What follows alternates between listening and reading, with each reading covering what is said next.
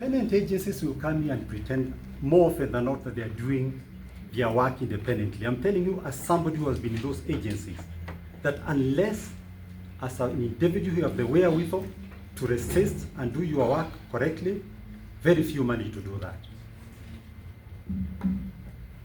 That is the context. I'm not here to talk about where I was and all that. It's just to indicate.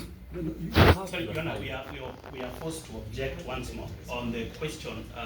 The factual matrix that the very learned senior is giving us are things that, with respect, he cannot tell us from the bar.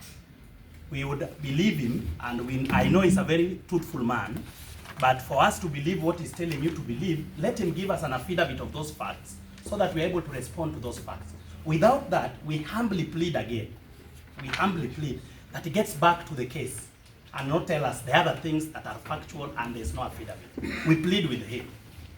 We understand that he's previously the commissioner. We understand. But let him get back to our case. Thank you. To respond to that, look at the affidavit.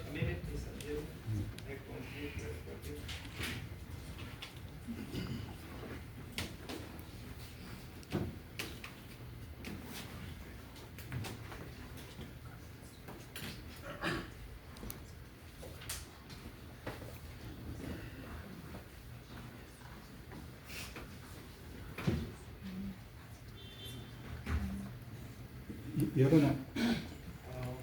Njeru, your brief response, you are responding? Yes. If you look even at the affidavit,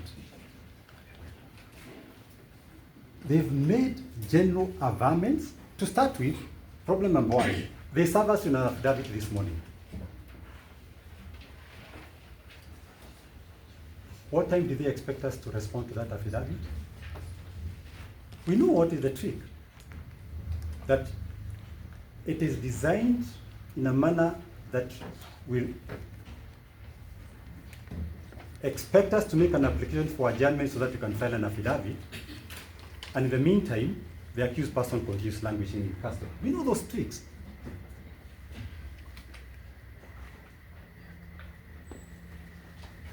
Then the affidavit itself is marred with general averments. And this is factual. They are talking about respondents' agents. They are not naming which agents. Just to be clear, you responding to the objection or you continue with your submission? I'm responding to the objection that he cannot say that I'm making general averments, yet in his own affidavit, he has made very general averments that are in support of denial of bail. Then he expects that I shouldn't be able to respond to that, at least from the back. At the very least, that should be expected. He can't have his cake and eat it. In fact, we should be given more latitude because the subject of these proceedings is the accused person. The rest of us are speaking here, then we'll walk away. But there's the subject. That is the person we should focus on.